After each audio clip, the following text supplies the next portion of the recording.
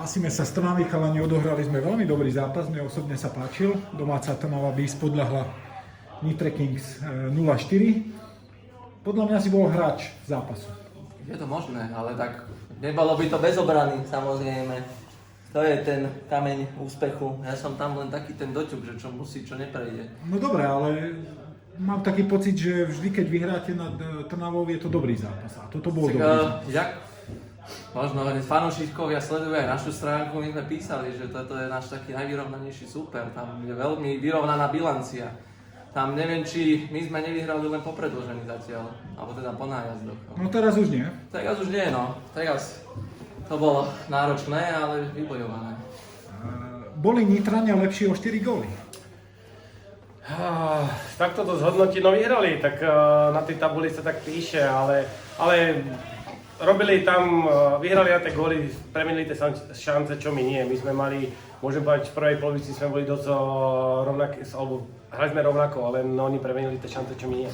Nám to tamtom brankárovi, Šumino to tam vystrelil, myslím, že raz alebo dvakrát ponad, tuto Marek to chytil, takže podržal tým, podľa mňa vtedy, keď to najviac bolo treba. A chalani potom už hrali s kľudom, to už bolo vidieť a neponáhľali sa, my sme naháňali, no ale ešte oni naše chyby len trestali. Treba uznať, že aj bankár Trnavy bol pri chuti, akože dosť to chytal. Určite. Ako, podľa mňa majú vyrovnanú dvojicu, či už Krkino alebo tento mladias, ešte ho nepoznám osobne, takže myslím si, že vyrovnaná dvojka. Vedeli ste pred zápasom, že pokiaľ zdoláte Trnavu, tak sa bodovo na nich dotiahnete? To je 6-bodový zápas toto, tým, že máme len raz, takže toto v tej Piešťany, no tie nás potrápili. Povieme na rovinu, že to je rozdielový o triedu klub. Trnava je nami veľmi vyrovnaná, takže toto bolo hop alebo trop. Kto bere tých pomyselných 6 bodov. Vy ste tiež vedeli, že o čo sa hrá, že proste buď im ujdete, alebo vás dorovnajú? Ale tak už na začiatku sezóny sme hovorili, že my na túto základnú časť nejdeme sa tak sústrediť. Ako Lani, rezerve. Jednoducho chceme postúpiť play-off, to je základ a chceme sa sústrediť na play-off, čiže teraz jasné, že tieto body nás mrzia, jasné, že sme chceli vyhrať, to nemôžem povedať, že by sme to nechali zadarmo, alebo sa budem hrať, že nič, pohoda, ale je to tretie, štvrté kolo. Takže ešte tretie kolo, ešte máme pred nami ešte do zápasov, takže ideme ďalej. Mal som pocit, že ak by ste hrali ďalšiu tretinu, aj tak nedáte gól. Dneska nám nebolo. Takže už som cítil silami koniec, ale musím vyzdvihnúť, že ako aj pred sezónnym rozhovorom výrazne sme posilnili v obrane a to je taký kameň, kľúč k úspechu. No v Lani sme dávali bez problémov 8-9 gólov, 6 za zápas, ale teraz je podstatné to, že nedostaneme. Takže s týmto sme išli do tejto sezóny a až na tie Piešťany sa nám to zatiaľ darí.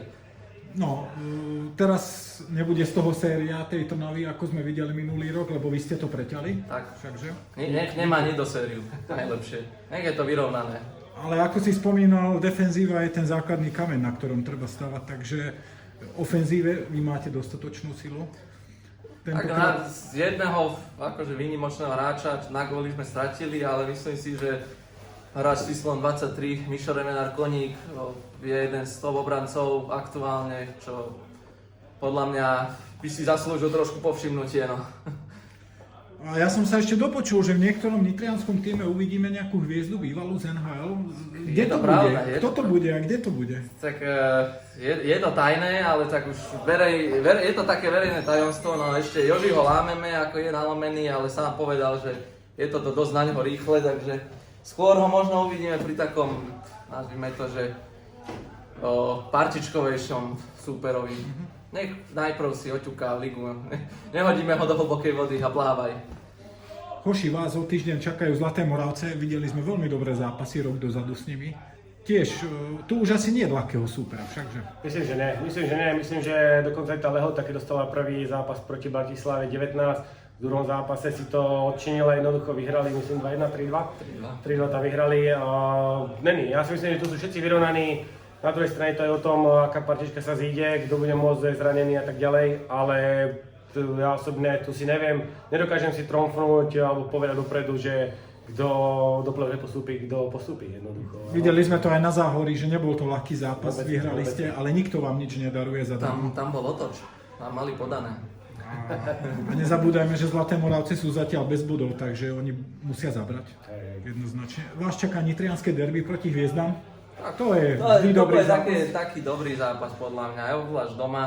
Je možné, že už aj na novej ploche, to ešte sa dozvieme. Na Klokočíne myslíš? No, konečne po XY rokoch aj nám sa podarilo mať vlastnú partičku, keď už konečne sa môžeme zohrať aj herne a nie len zápasovo. Keď už sa bavíme o Klokočíne, to je koho domáci štadión? Váš, Hviezdy, alebo Corgons? To Alebo... sa nedá tak povedať, ako vzťahy tam máme dobré, no na šatňu ešte nemáme sponzora, že si tam ulovíme vlastnú, takže budeme to tak točiť, no. Ďakujem vám za vaše ohlasy, chalani, gratulujem. Obaja ste odohrali veľmi dobrý zápas. Vy bez gólov, vy so štvorkou. Tak je Takže tie dôležité body. Máte toho ešte dosť pred sebou, takže držím palce. Sezóna je ešte ďaleko.